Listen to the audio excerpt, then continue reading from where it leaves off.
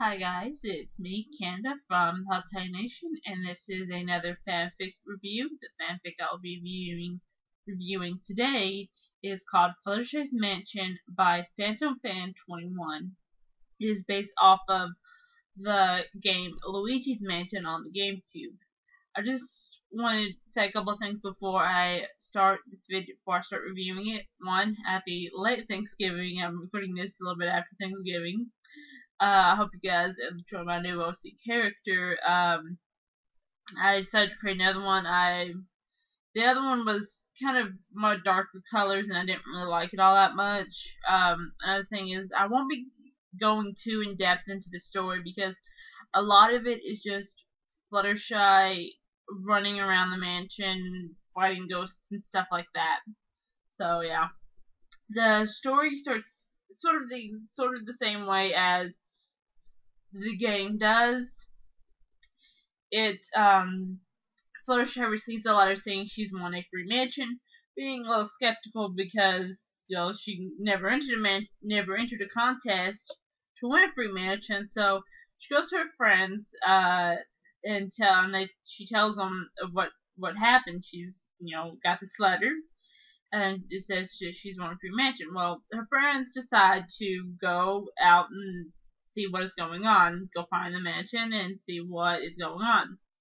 Well, I don't know if it's like a couple of not a couple of days, but a day later, or a couple of hours or so. But Spike, and she ends up running into Spike, who asks her where Twilight is.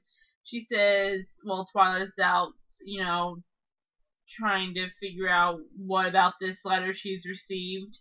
And he says that he hasn't seen her in a while. So she decides to go out and find the mansion and see what is going on. Why is Twilight and the rest of the main six taking so long to get back? So she ends up going there, and it's the same fashion as the game.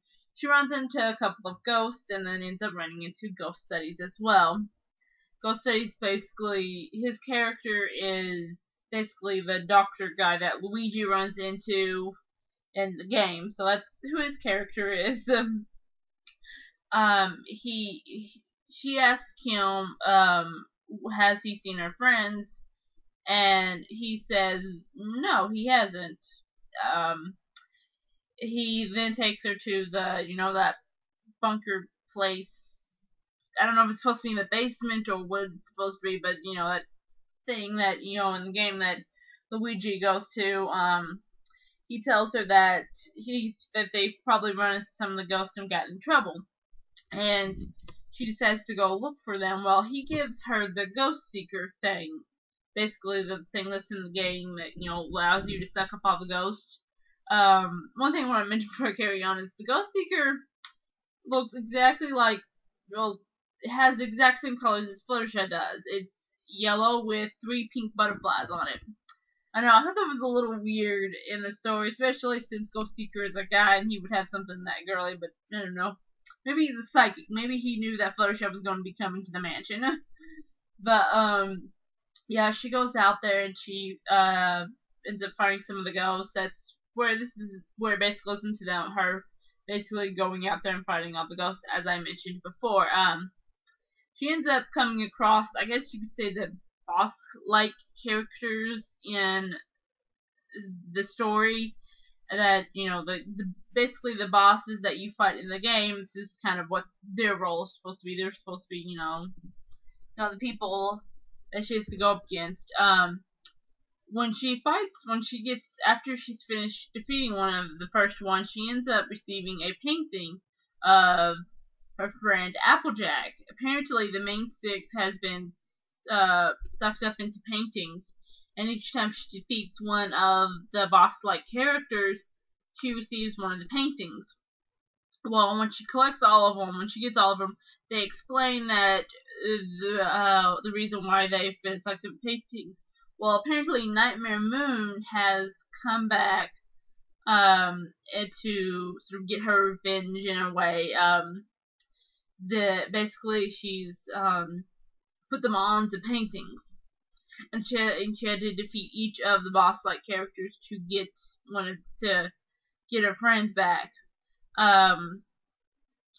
when she goes up to Nightmare Moon, she actually ends up having to save Twilight because Nightmare Moon has the painting of Twilight. So, yeah.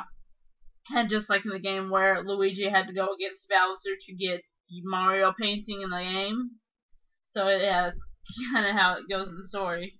In the exact same way as in the game, when she goes up against Nightmare Moon, she has to, Nightmare Moon is sort of in that puppet of like Discord puppet bodysuit, kind of like in the game where, you know, King Boo had this like puppet body suit puppet thing. I don't know how to explain it, of Bowser.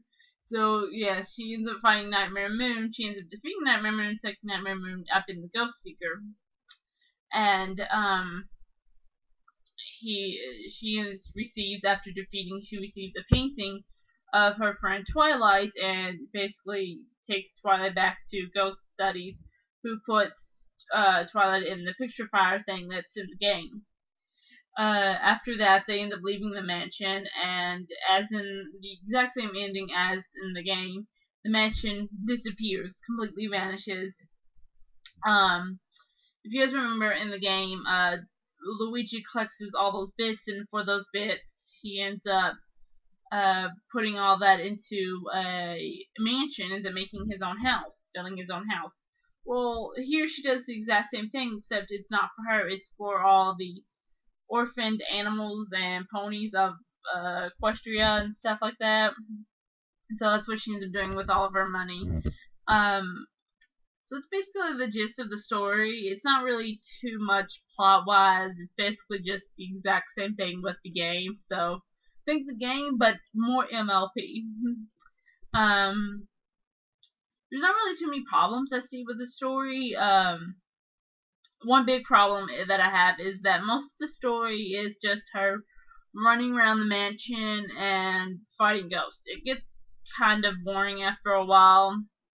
I definitely have to say, this is the type of story that if you want to kill some time, just want to waste some time, not really do anything, this is one of those stories, so you can just read all of it. But if you're, you know, reading this for another reason, it probably might be much harder. So yeah, the characters are all good. I like the reasoning why the main six are there. They just don't seem forced at all. It adds a little bit more to the story than what the game did with just having Mario as the only one that's being captured. Kind of like how, you know, each of the boss ghosts has, you know, one of Fluttershy's friends captured. The ghost designs that I want to mention are all shadow bolts. If you guys remember in this beginning of the show, and I believe second episode, we see Rainbow Dash comes up against these shadow bolts. So yeah, that's what all the ghosts look like, and they're each different colors too. There's not much else to say. That's pretty much it. Ghost Studies is good. The characters are good. Fluttershy, makes sense to put Fluttershy in this story because Fluttershy and Luigi are actually very similar in a lot of ways. You know, they're both scared, very, very scared easily. You know, I both enjoy them actually. Luigi's one of my favorite characters in the Mario franchise, and Fluttershy is one of my favorite characters in the show. So I hope you guys check out this story. It's again by Phantom Fan 21.